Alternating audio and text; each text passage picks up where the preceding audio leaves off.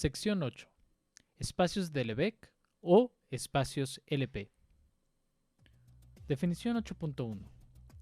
Sea X, F, mu un espacio de medida. Definimos la función que denotamos con estas barras que van a recordar a una norma, pero no sabemos nada acerca de las propiedades de norma, de la siguiente forma. La función barrita que depende de mu, en una función f integrable, se define como la integral del valor absoluto de la función f respecto a la medida mu. Este es el concepto inicial para poder definir y construir los espacios LP. Los espacios LP son espacios de funciones que son ampliamente utilizados en matemáticas, física, probabilidad, estadística y análisis armónico.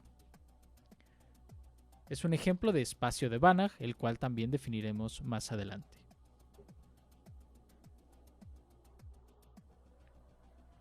Lema 8.2. La familia de funciones integrables es un espacio vectorial con las operaciones naturales para funciones, definidas de esta forma. Recordemos que en esta familia de funciones son funciones que toman ya valores en los reales, por lo tanto no tenemos ningún problema con cómo están definidas estas operaciones, en particular la suma. Además, la función definida anteriormente, estas barritas mu, es una seminorma. ¿Qué significa que una función sea una seminorma y que no sea una norma? Bueno, significa que la propiedad que se lee tapando esto que estoy tapando, esta propiedad no se cumple. Es decir, que el elemento 0 es el único elemento con, entre comillas, norma, o en donde la función toma valor 0. Y esta función, la función barrita mu, no cumple esta propiedad, porque de hecho lo que cumple es que, barrita mu de f toma el valor 0, sí, solo sí, la función es 0, mu casi donde quiera. Esto ya lo hemos visto en resultados anteriormente. Cuando la integral de una función, en este caso cuando el valor absoluto es 0, significa que, si la función es no negativa, significa que el integrando es 0, mu casi donde quiera. Así que este es un problema y por esta razón, esta función definida aquí arriba no es una norma en este espacio. Y ya veremos cómo hacer para arreglar este problema. Veamos la demostración que se sigue de lo que hemos trabajado hasta ahora.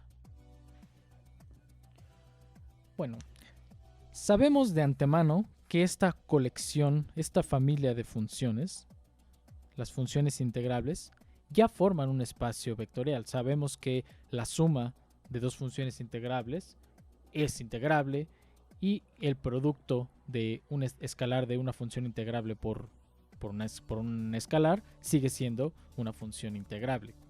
Entonces, aquí no hay nada que probar, todo se sigue de lo que hemos hecho hasta ahora. Esta colección es un espacio vectorial. Debemos mostrar ahora que la función definida en la definición 8.1, barritas mu, es una seminorma, es decir, que satisface todas las propiedades de una norma, excepto esta última. Bueno, excepto esta última como está escrita en el caso de la norma, y en particular debemos mostrar que esta satisface esta propiedad con el mu 0, mu casi donde quiera. Entonces, bueno, ¿cómo vemos que la función es una seminorma?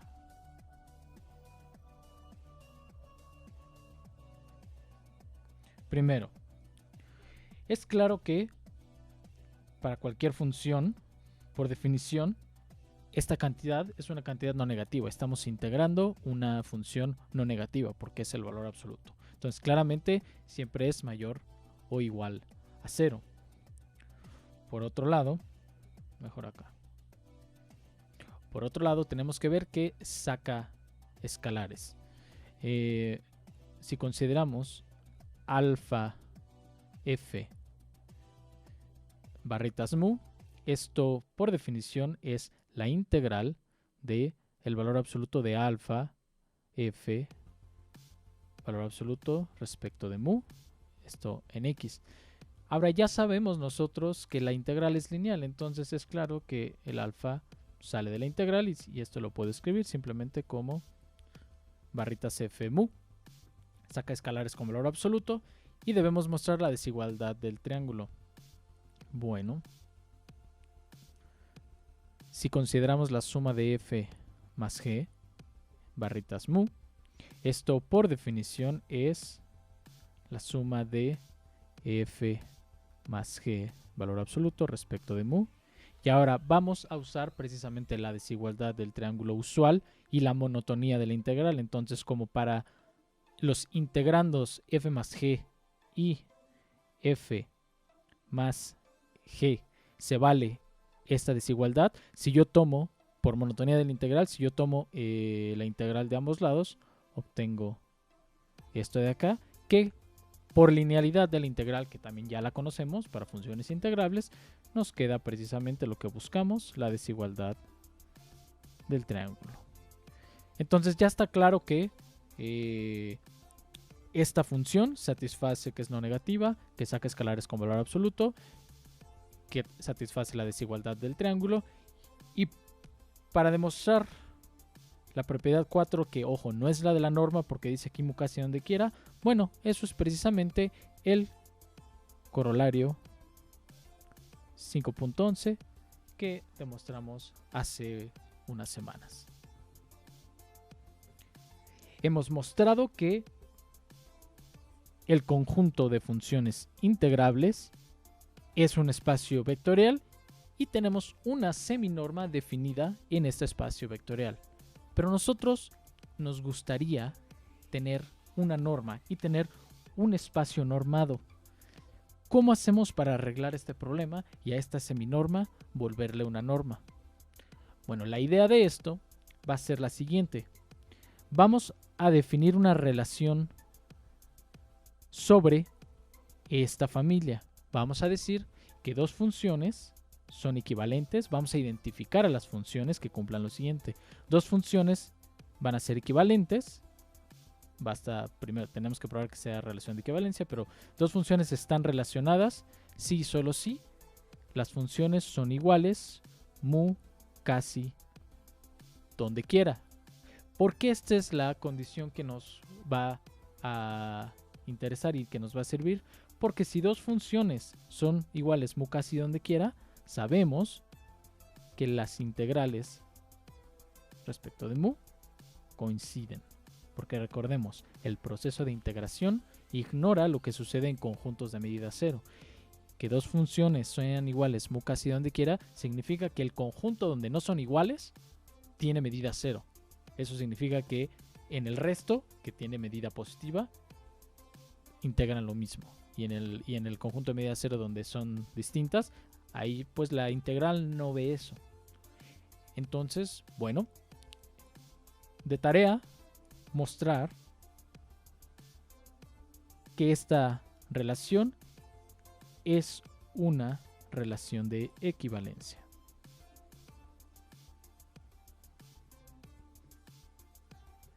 Definición 8.3. Entonces, sabemos ya por la tarea que esta relación es una relación de equivalencia y esto nos induce clases de equivalencia en L. Veamos esto con más detalle. Dos funciones en L se dicen mu equivalentes si son iguales mu casi donde quiera. Entonces la clase de la función f corresponde a todas, consiste de todas las funciones integrables g, tales que coinciden con f mu casi donde quiera. Ahora, esta clase de equivalencia la podemos realizar, la podemos describir también de la siguiente forma. A ver que a veces es conveniente hacerlo así. Bueno, vamos a definir el siguiente conjunto, el conjunto n caligráfica, que sea el conjunto de todas las funciones medibles, tales que sean 0, h0, mu casi donde quiera. Bueno, haciendo esto, entonces esta clase de equivalencia se puede escribir también como el conjunto de f, la clase de equivalencia de f, el conjunto f más el n definido aquí al lado.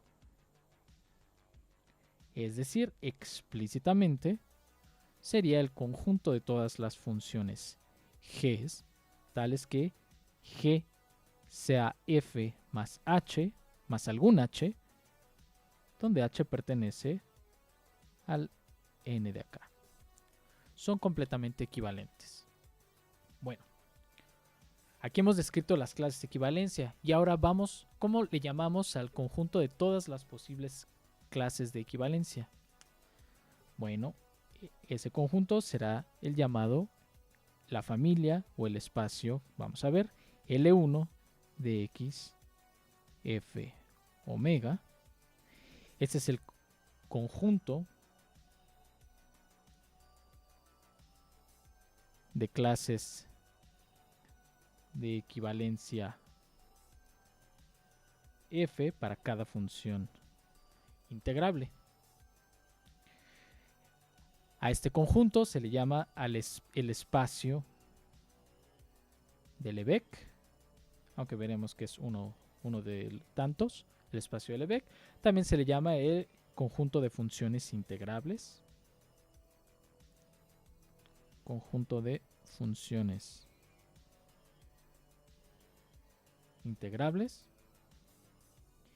Y tomando en cuenta el n que está aquí arriba, de hecho, también podemos describirlo como esencialmente estamos tomando un cociente, estamos tomando el cociente de L, funciones integrables, respecto de este conjunto N, ¿no? Entonces, otra forma también de entenderlo. Bien, para cada clase de equivalencia en L, porque recordemos, L1 ya no son, aunque aquí le estoy diciendo conjunto de funciones, siendo estrictamente rigurosos, L1, sus elementos son clases de equivalencia de funciones integrables.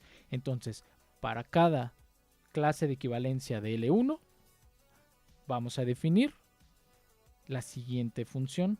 Definimos la función barrita de la clase, es una especie de norma.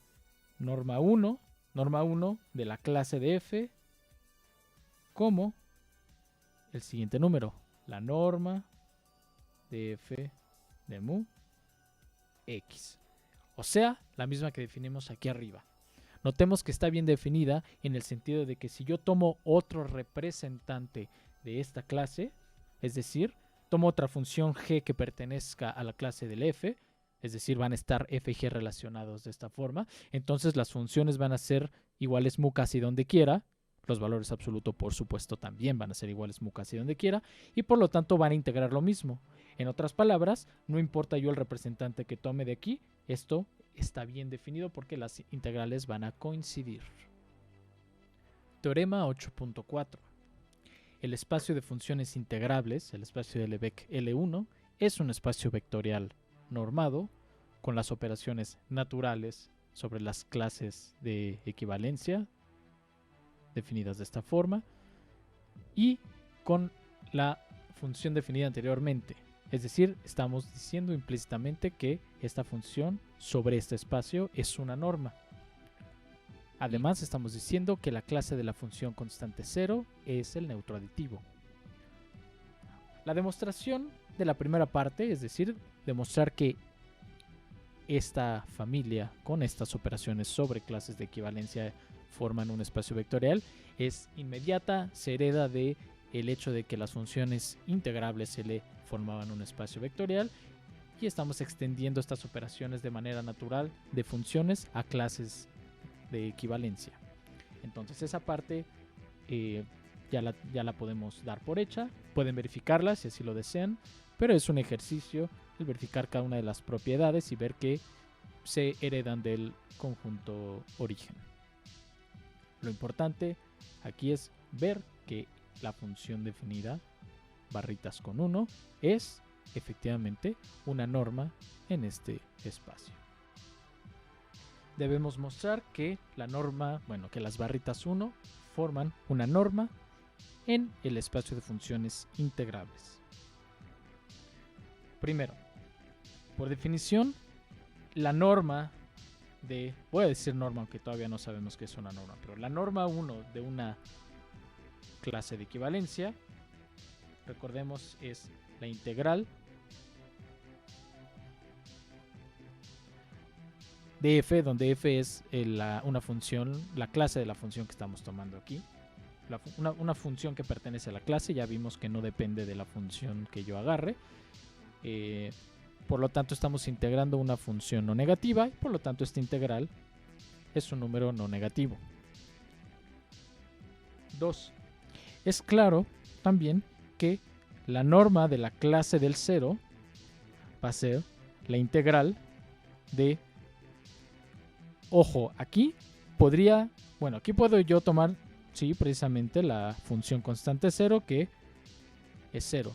Pero es importante darse cuenta que aquí adentro, en la clase del 0, no solamente está la función constante 0, sino están todas aquellas funciones que sean 0 mu casi donde quiera. Y cualquiera de esas funciones, a la hora de integrar, me va a dar 0, porque son 0 mu casi donde quiera. La desigualdad del triángulo se sigue directamente de la definición. Esto es la integral de f más g de mu sobre x. No voy a escribir el sobre x. Bueno, sí lo escribo. Y de la monotonía, esto es menor o igual que la integral de f.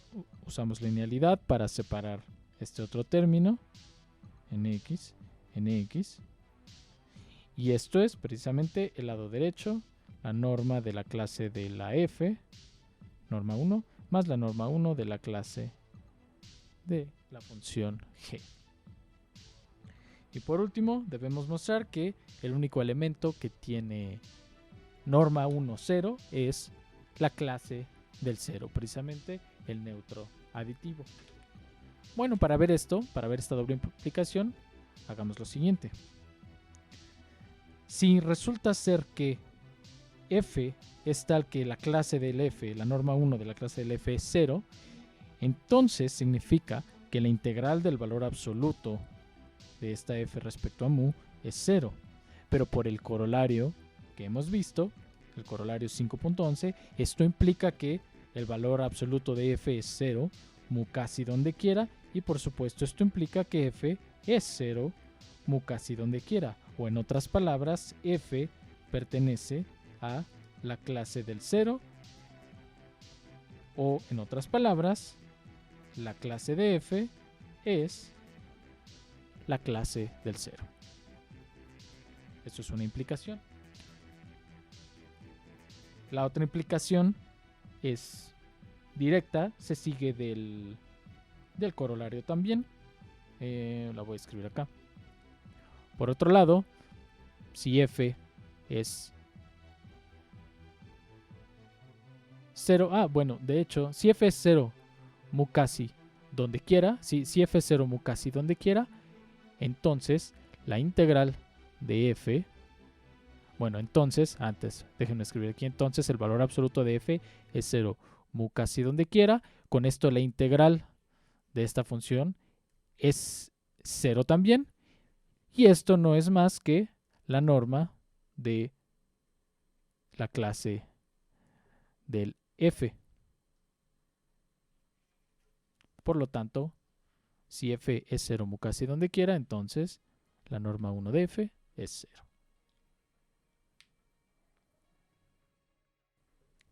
Aquí no lo dije. Aquí yo empecé de que si f es 0 mu casi donde quiera, pero es claro que estoy de hecho partiendo de si la clase del f es igual a la clase del 0, es decir, si la clase del f es precisamente la clase del 0, si esto sucede, entonces f es 0 mu casi donde quiera, y de ahí se siguen estas implicaciones.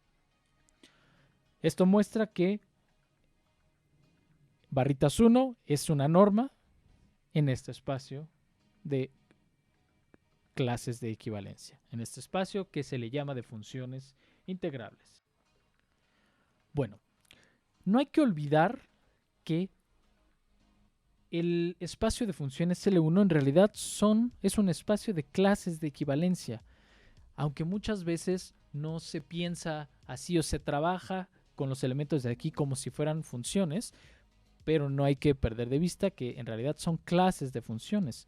Entonces, muchas veces en la literatura, en artículos, yo mismo durante esta clase en lo que sigue, cuando yo tome una función en este espacio, bueno, hay que siempre tener en cuenta que no estoy tomando una única función, sino estoy tomando toda una clase de funciones. Es decir, estoy tomando la función f y todas las funciones que sean iguales a f, mu casi donde quiera.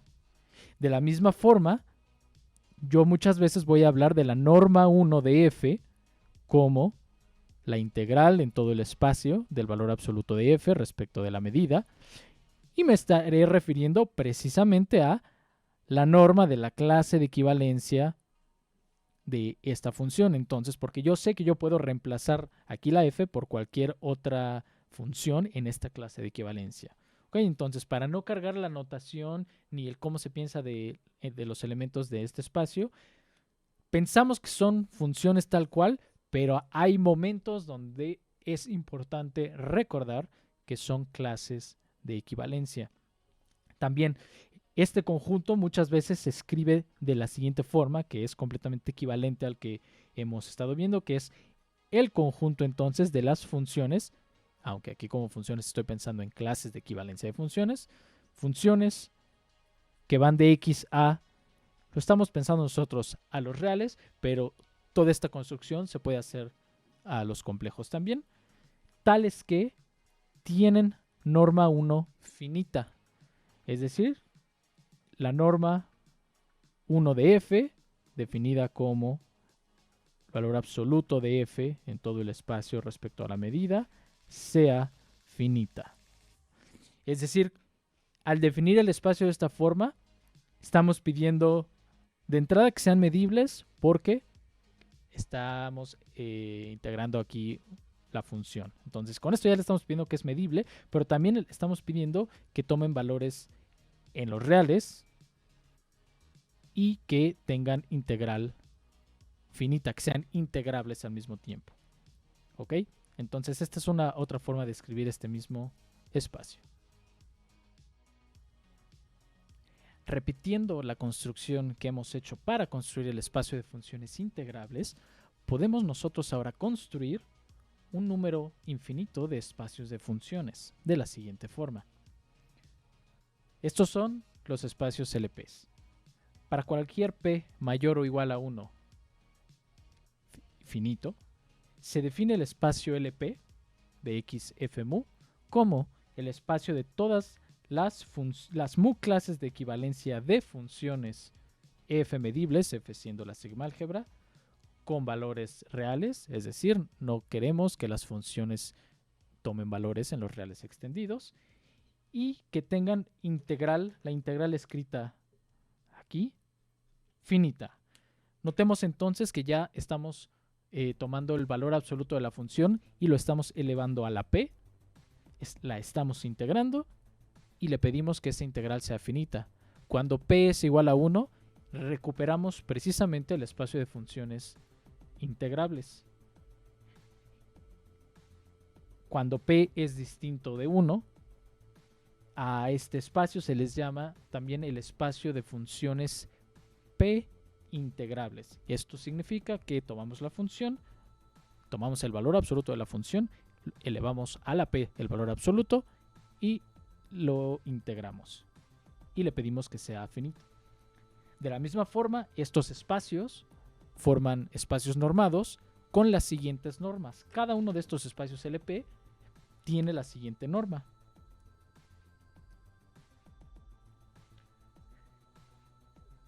La norma de f, la norma p de f, recuerden, de la clase de equivalencia de f, se define como la integral del valor absoluto de f a la p y después tomar raíz pésima. Nuevamente, cuando p es igual a 1, recuperamos precisamente lo que hicimos aquí arriba para el L1. Esto para cualquier función o clase de equivalencia en el LP.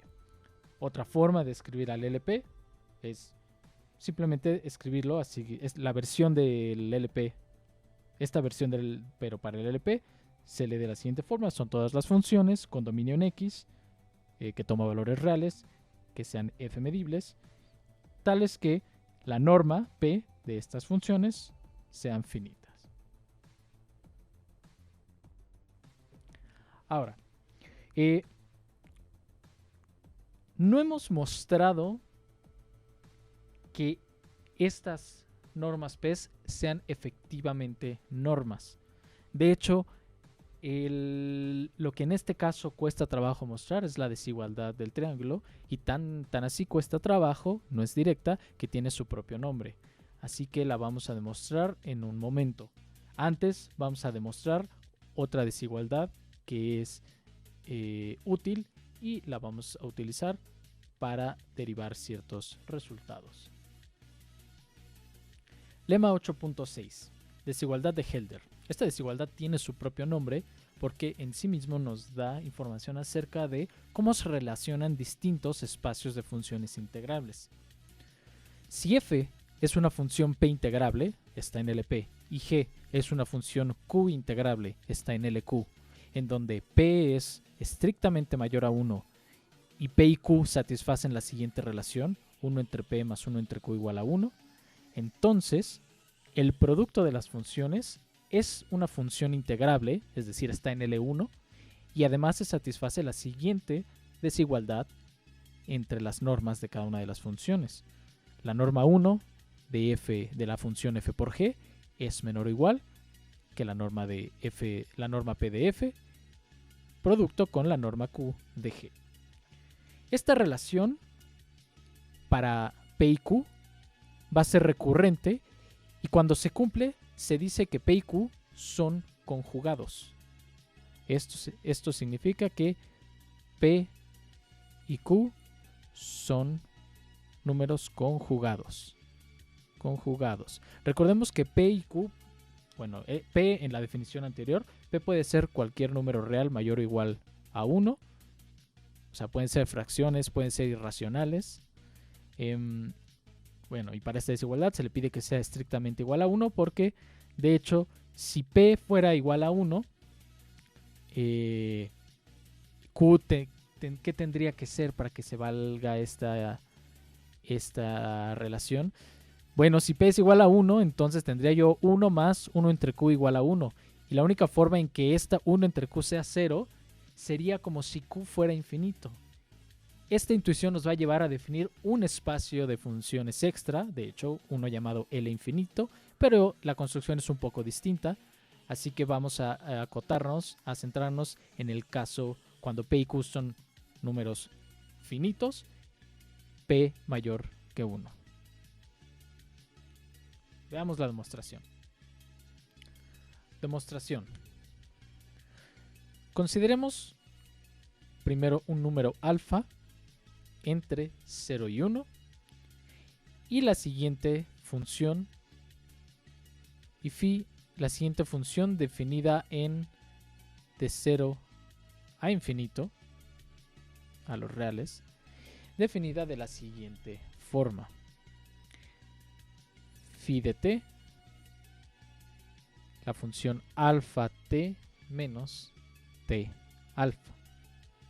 Bueno, la derivada es una función, el phi es una función continua, entonces la derivada podemos calcularla directamente, es alfa menos alfa t alfa menos 1 como exponente, y ok, vamos a factorizar, vamos a escribirla de la siguiente forma: esto es alfa por 1 menos t alfa menos 1, y notemos lo siguiente: alfa menos 1, dado que alfa es menor que 1, entonces alfa menos 1 es un número negativo, o en otras palabras yo puedo esta función escribirla de la siguiente forma: como 1 menos 1 sobre, y le cambio el signo al exponente, t a la 1 menos alfa, de forma que 1 menos alfa es un exponente positivo. Ok, entonces aquí 1 menos alfa es un exponente positivo. ¿Por qué lo estoy escribiendo de esta forma? Porque se cumple entonces lo siguiente: si t es un número entre 0 y 1, Si t es un número entre 0 y 1, ¿cómo es la derivada? Si t es un número entre 0 y 1, dado que el t está en el denominador con exponente positivo, entonces 1 entre t es un número mayor que 1. Y se lo estoy restando a 1. Entonces, esta parte va a ser un número negativo que por este alfa, producto por este alfa que es un número positivo, me da precisamente un número negativo. En otras palabras, si t está entre 0 y 1, entonces la derivada de la función es menor que 0. Y de forma similar, si t es mayor a 1, ¿qué sucede? Si t es mayor a 1, este es mayor a 1, entonces este cociente es un número menor que 1, por lo tanto a 1 le estoy quitando, le estoy restando algo menor que 1, me queda algo positivo, que por este alfa sigue siendo positivo, y entonces obtengo que la derivada en este caso es positiva. ¿Para qué voy a usar esto? Bueno, yo afirmo lo siguiente. Yo afirmo que la función phi satisface que phi de t es mayor o igual que phi de 1 y que se cumple que phi de 1 es igual a phi de t, es decir, hay igualdad solamente si t es igual a 1. Esto es lo que yo afirmo. Vamos a demostrarlo.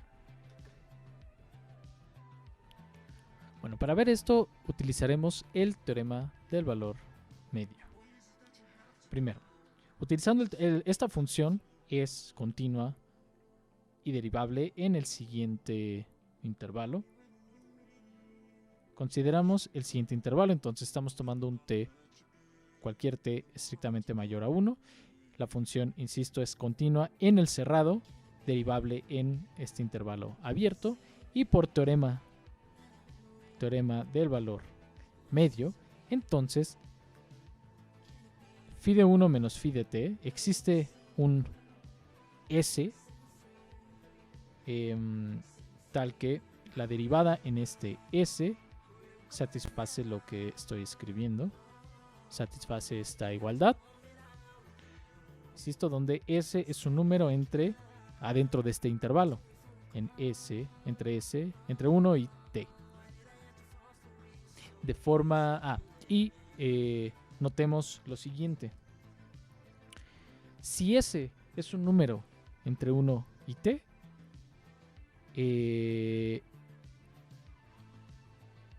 entonces s es estrictamente mayor que 1. Estoy en este caso. En este caso la derivada es positiva, entonces este phi' de s, este es un número mayor que 0. Por otro lado, 1 menos t es un número negativo, porque t es mayor que 1. Entonces 1 menos t, este es un número negativo.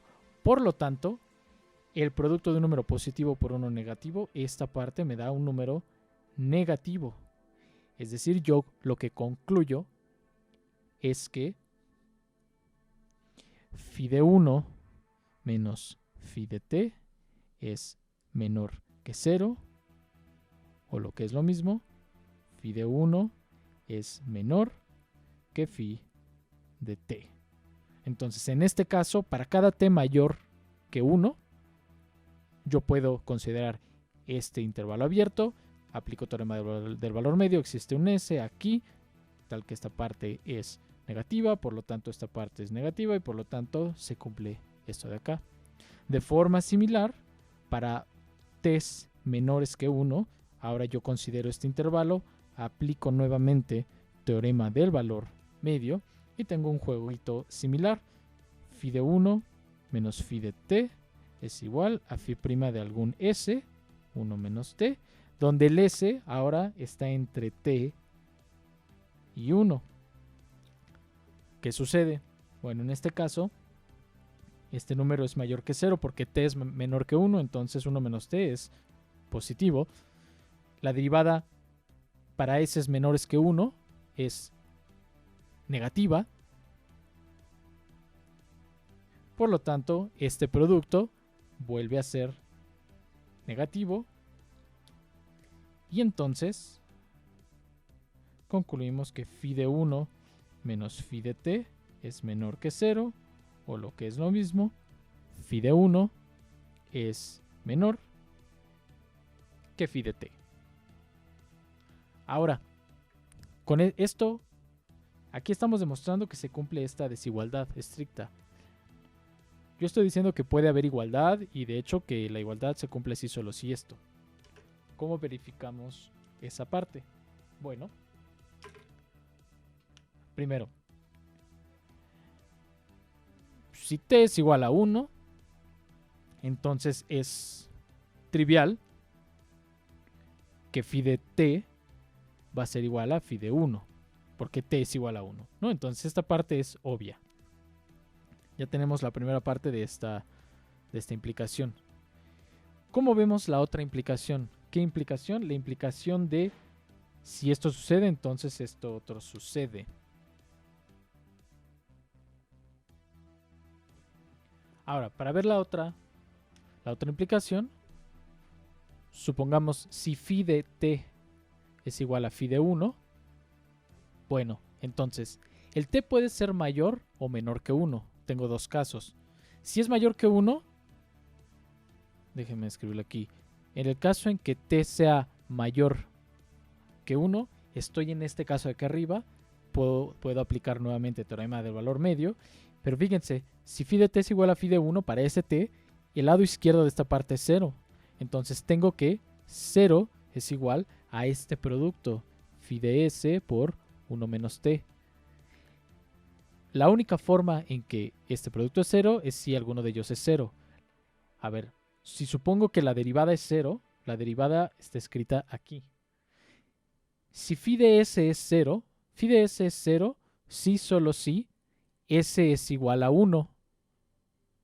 Porque estoy sacando esta raíz del t y para que se anule, pues esta parte del paréntesis tiene que anularse y eso sucede solamente si s es igual a 1.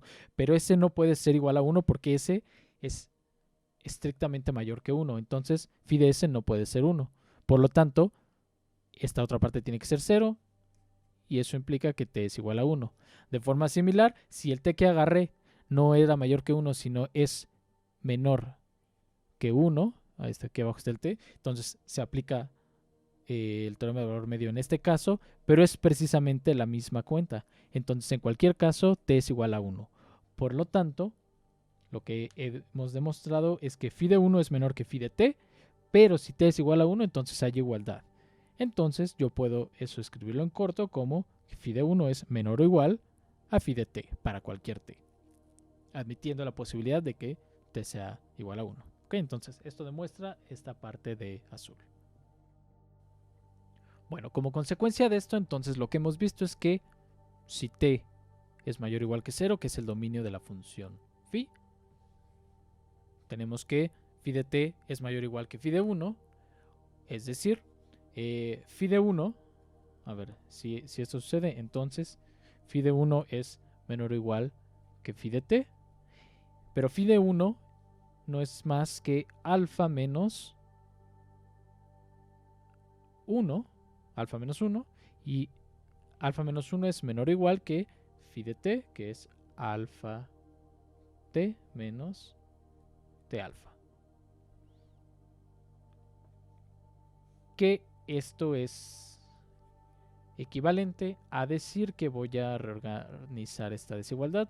Voy a decir que esto es t alfa, pasando este del lado izquierdo, t alfa es menor o igual que alfa t más 1 menos alfa.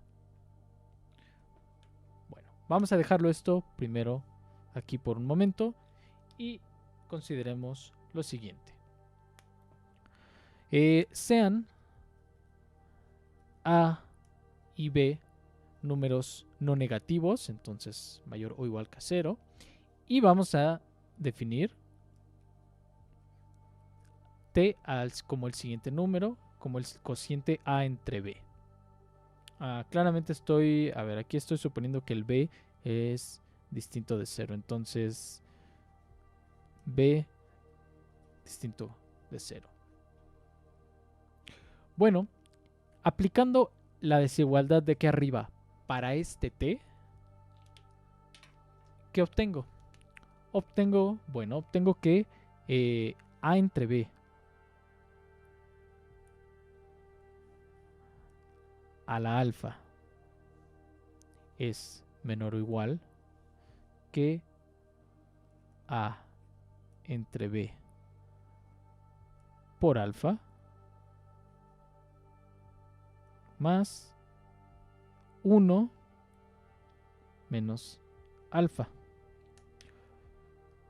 Después voy a multiplicar toda la desigualdad por este b, que es un número positivo. Entonces escribo aquí b, escribo aquí b. Este 1 se vuelve b y aquí me queda b alfa. Y por último voy a reordenar esta desigualdad de la siguiente forma. Entonces me queda este b con el b del denominador, me queda de la siguiente forma. A ver. A la alfa por b a la 1 menos alfa es menor o igual que alfa a más 1 menos alfa por el b. Y en este caso, en esta desigualdad, aquí yo tengo igualdad. Entonces aquí déjenme escribirle. Aquí hay igualdad. Sí, solo sí que esta desigualdad viene de esta desigualdad, viene de esta desigualdad. Y sabemos que aquí hay igualdad cuando t es igual a 1. Entonces hay igualdad cuando a es igual a b, de forma que el t tome el valor 1. Entonces hay igualdad si a es igual a b. Bueno, ahora sí, veamos cómo demostrar la desigualdad que buscamos. Ok, sean P y Q, como dice el enunciado del teorema, sean P y Q, como dice el enunciado del teorema, P mayor que 1 y pares conjugados. Esto que hemos hecho, lo hemos hecho para cualquier alfa entre 0 y 1. Dado que P es estrictamente mayor que 1, entonces 1 entre P es estrictamente menor que 1. Y ese va a ser el alfa que vamos a tomar. Entonces, reescribiendo la desigualdad que tenemos aquí arriba, pero ahora en términos de P, sustituyendo el alfa por 1 entre P, y A, dado que P y Q son pares conjugados, si 1 entre P es alfa, entonces es claro que 1 menos alfa es 1 entre Q. Esta desigualdad queda como sigue. A la 1 entre P por B a la 1 entre Q es menor o igual que A entre P más B entre Q, y hay igualdad, lo voy a escribir con igualdad, si y solo si alfa es 1, o sea, A es igual a B. El P no tiene nada que ver para que haya igualdad.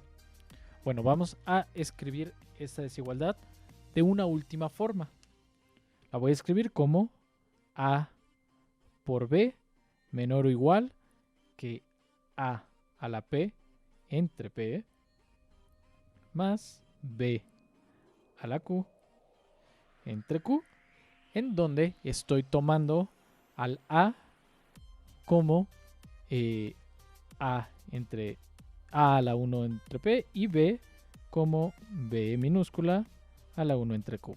Entonces estoy sustituyendo A mayúscula por esto, B mayúscula por esto, y estoy despejando y escribiendo todo en términos de A mayúscula y B mayúscula, con igualdad que si A es igual a B. Si A es igual a B, es decir, con igualdad si en términos de A y B es si A a la P es igual a B a la Q.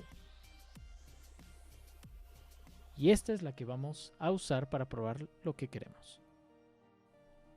Bueno, he reescrito la desigualdad que vamos a utilizar aquí arriba. Primero notemos que si alguna de las funciones, bueno, a ver, sean f, entonces dos funciones, f en LP y g en LQ. Si alguna de las funciones cumple que tiene su norma correspondiente 0, por ejemplo, si f tuviera norma p0, entonces sabemos que esto implica que la función f es 0 mu casi donde quiera. Pero si la función f es 0 mu casi donde quiera, entonces es claro que la función f por g también va a ser 0 mu casi donde quiera, porque la f la va a anular mu casi donde quiera.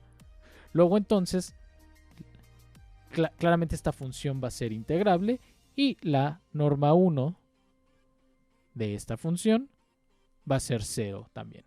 Entonces en este caso se cumple la desigualdad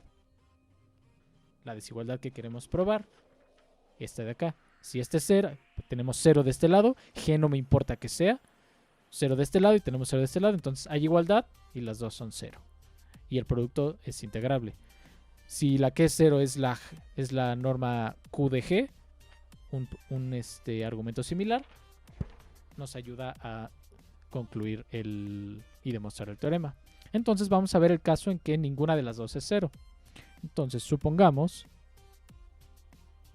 que tanto f, la norma p de f es distinto de 0 y la norma q de g también es distinto de 0. Bueno, vamos entonces a tomar las siguientes expresiones.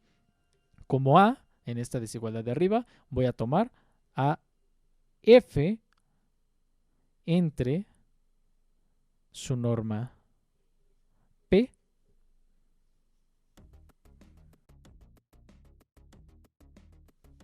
y a b como g de x entre su norma q. Bueno, ¿qué obtengo? Reescribiendo entonces esta desigualdad con este a y con este b, lo que tengo es que me queda f de x por g de x, valor absoluto, entre las normas f y la norma q de g es menor o igual que a a la p entre p. Entonces a la p, esto me queda f de x a la p entre la norma p a la p y todo esto dividido entre este p y algo similar con q más g de x a la q entre norma q de g a la q entre q. Bueno, esto por supuesto tengo un a y un b para cada x, esto lo puedo hacer para cada x, la desigualdad sigue valiendo, entonces tengo esta desigualdad para las funciones, pero notemos que el lado derecho de esta desigualdad es una función integrable, es decir, por monotonía de la integral respecto a mu de esta parte es menor o igual que la integral de esta parte, que por linealidad la separo así. Sabemos que por linealidad también pueden salir estos escalares. Estamos integrando respecto a mu. No voy a poner el de mu, pero debería de ir aquí. Y yo sé que la integral del valor absoluto de f a la p es finita y la integral del valor absoluto de g a la q es finita también. Por lo tanto, la suma de ellas es finita también. Y esto lo que muestra es que si yo saco también estos escalares, esto significa que la integral del valor absoluto de f por g es un número finito. Esto significa que el producto es una función integrable y por lo tanto esto implica que f y g están en L1. Entonces, como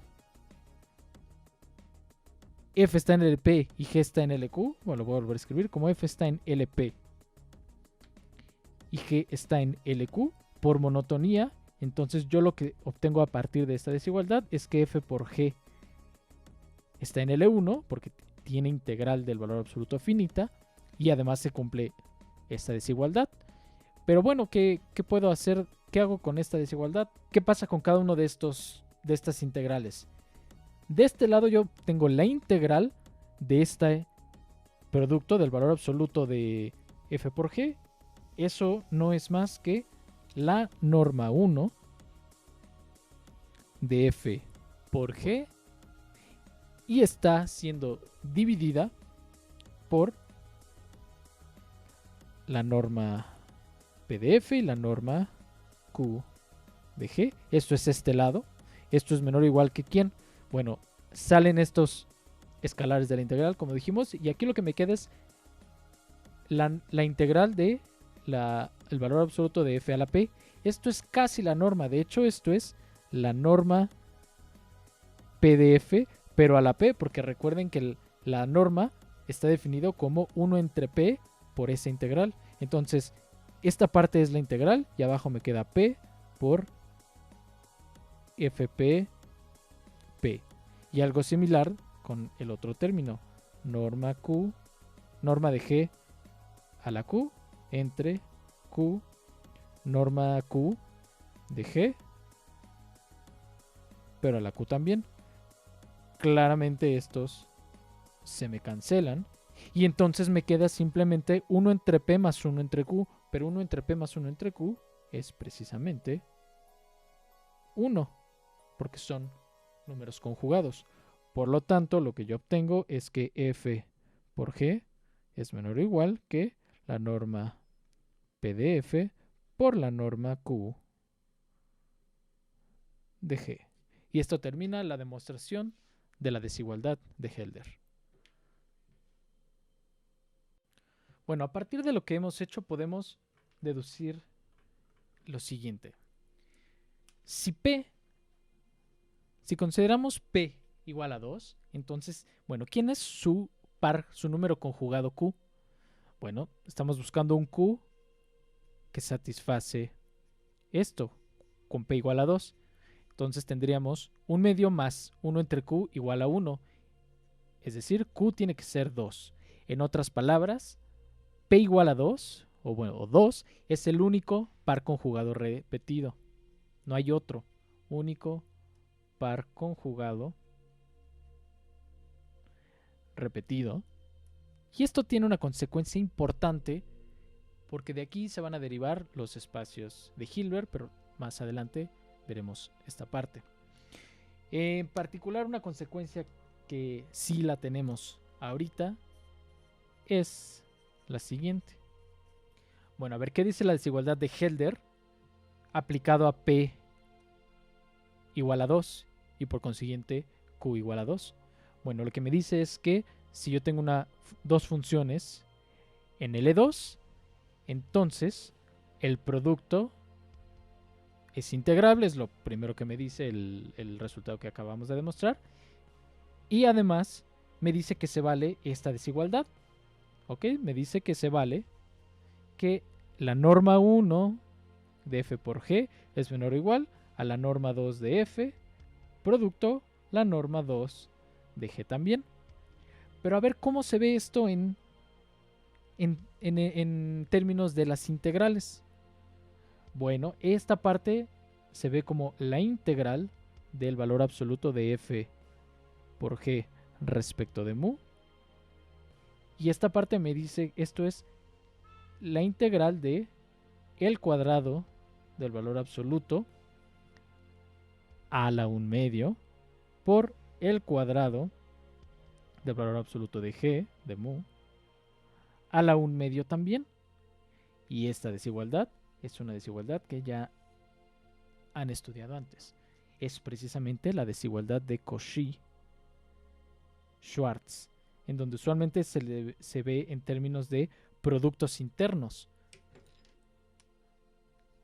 Esta parte usualmente se escribe como un producto interno, el producto interno de f con g. Y aquí estas partes se escriben como normas al cuadrado de lo que aparece allí adentro. Entonces, no, sin el cuadrado, aquí sin el cuadrado, menor o igual. Entonces, esto sugiere que hay aquí una conexión con productos internos cuando P es igual a 2 y por consiguiente Q es igual a 2 en la desigualdad de Helder y obtenemos esta desigualdad. Esa conexión va a ser aparente en unos videos más. Pero bueno, vean que la desigualdad de Helder se reduce a la desigualdad de Cauchy-Schwarz cuando interpretamos las normas y bueno, las cosas que aparecen aquí de forma adecuada, como lo veremos más adelante.